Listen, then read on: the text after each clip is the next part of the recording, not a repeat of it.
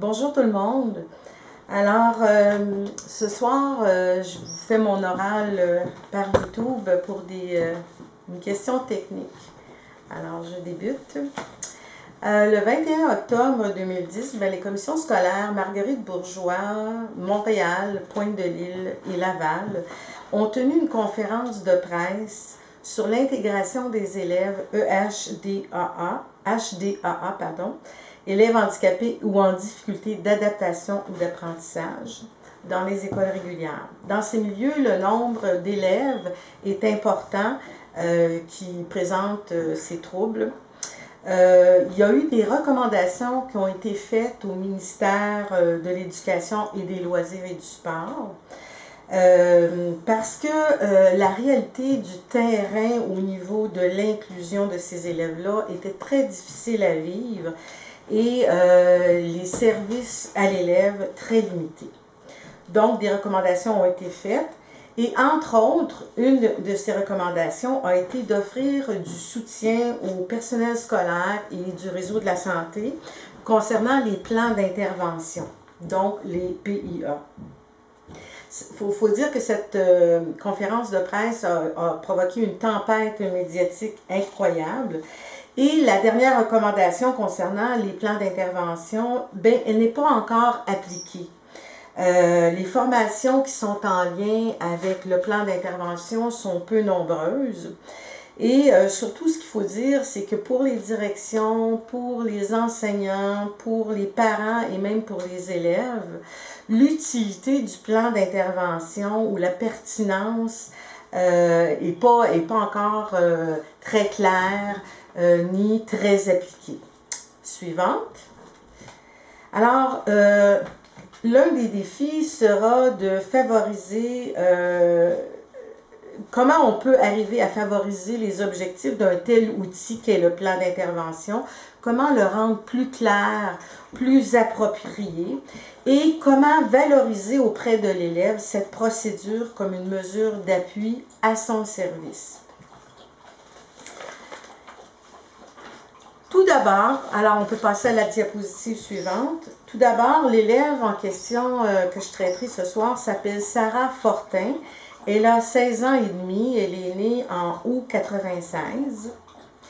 Son niveau scolaire, considérant son âge, donc Sarah devrait être en secondaire 5.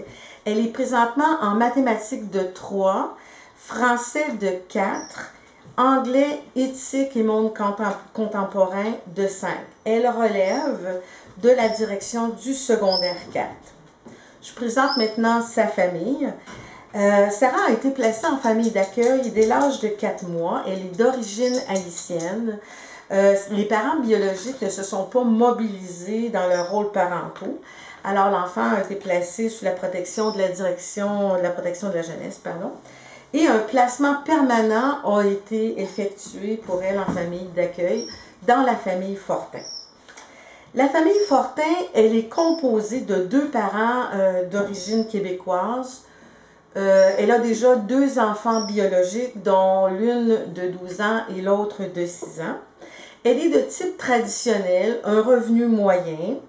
Le couple est ensemble depuis 14 ans et les 2 conjoints ont chacun une formation universitaire complétée. Ils sont propriétaires d'une maison aussi à Laval. La condition de l'élève, Sarah, elle s'est bien intégrée à la vie familiale dès le départ.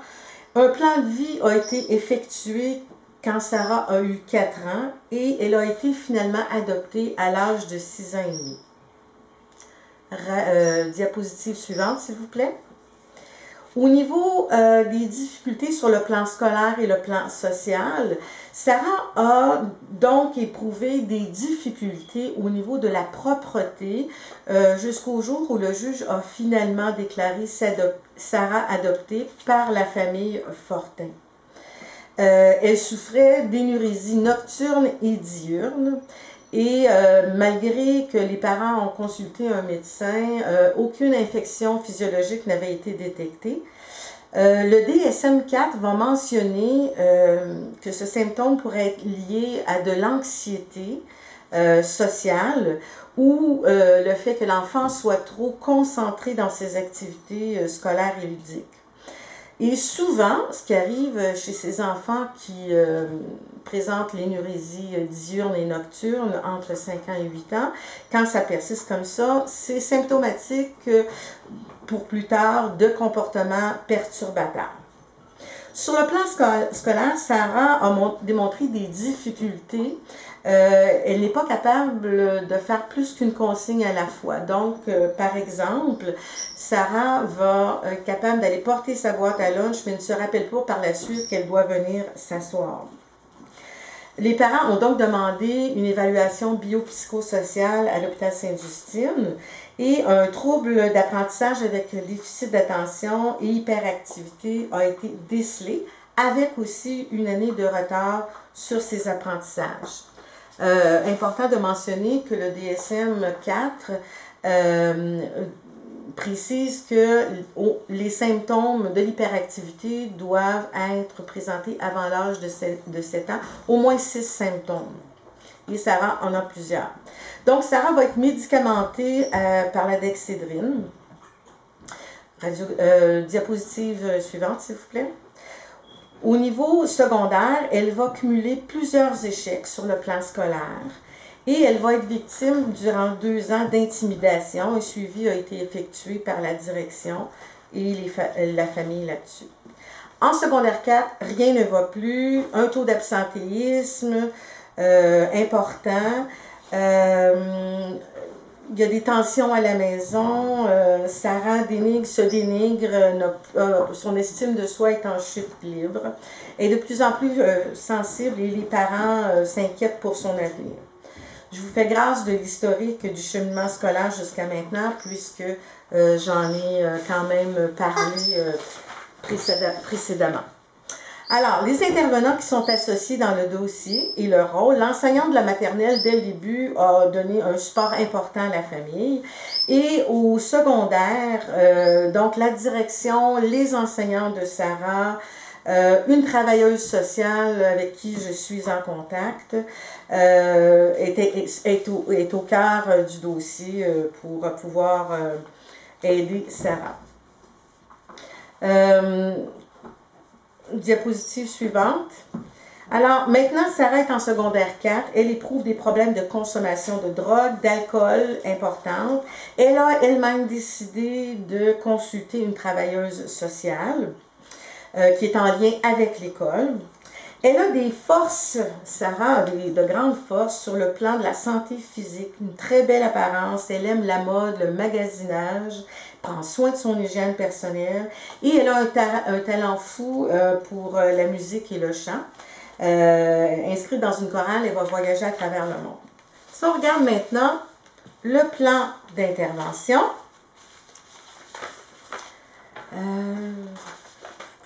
voilà. Alors, le motif du plan d'intervention sera donc le suivant: favoriser la disposition de l'élève aux apprentissages afin de permettre la mise en place d'un plan d'intervention vers sa réussite scolaire. Les besoins de l'élève, sensibiliser l'élève à la prise de conscience des effets de la drogue sur sa santé physique. Sarah, elle est très fière de sa santé physique, alors elle veut la garder. Donc, on pense que ça serait un bon élément.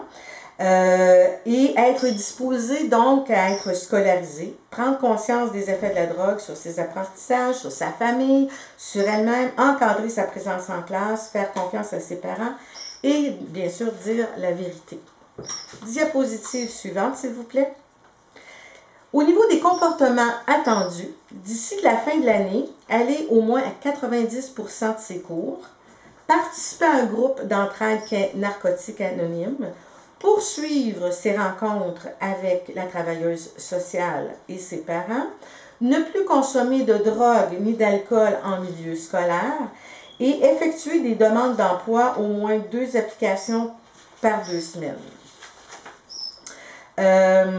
On demande aussi à Sarah d'avoir une attitude d'ouverture et de franchise afin de regagner la confiance de sa famille et de ses enseignants. Au niveau des moyens et des stratégies, Donc, durant la journée, ce qu'on a pensé, c'est que durant la journée, l'élève devrait se présenter à un technicien en éducation spécialisée afin de démontrer sa disposition à entrer en classe et la qualité de sa présence. Ensuite, le matin, elle devra identifier en début de journée, elle devra identifier un élève avec qui elle est amie et lui signifier qu'elle sera présente en classe pour la motiver finalement à s'y rendre. Identifier aussi une ressource de groupe d'entraide et se présenter à des rencontres telles que Narcotiques Anonymes, par exemple. Les critères de réussite: se rapporter à un adulte de l'école régulièrement, être présente aux rencontres du groupe d'entraide au moins une fois par semaine, communiquer ses intentions à un élève responsable d'être en classe, aura trouvé d'ici juin un travail afin de rembourser certaines dettes. Elle pourra aussi participer activement aux rencontres avec la travailleuse sociale. Les parents vont constater une saine communication avec Sarah à la suite de ce plan-là et que les objectifs soient poursuivis. Finalement, en conclusion, au début, j'étais très sceptique face au plan d'intervention parce que j'avais expérimenté dans une autre école les effets et les ressources étant absentes, on voyait mal comment un enseignant pourrait tout faire. J'ai finalement choisi de vous présenter Sarah parce que c'est une élève avec qui j'ai un excellent contact et que la direction m'avait demandé de m'impliquer de manière personnelle dans la problématique. Et je peux vous dire que Sarah criait au secours depuis déjà quelques semaines. Elle a même, à travers tout le processus, avant qu'on fasse le plan d'intervention, fait une tentative de suicide. Alors, le plan d'intervention est arrivé comme un cadeau dans sa vie et un support adéquat pour sa famille, pour la voir s'épanouir. C'est donc pour moi une conversion réelle, le plan d'intervention. Je vois tous les jours que Sarah progresse et ça, c'est très encourageant. Merci beaucoup de m'avoir écouté.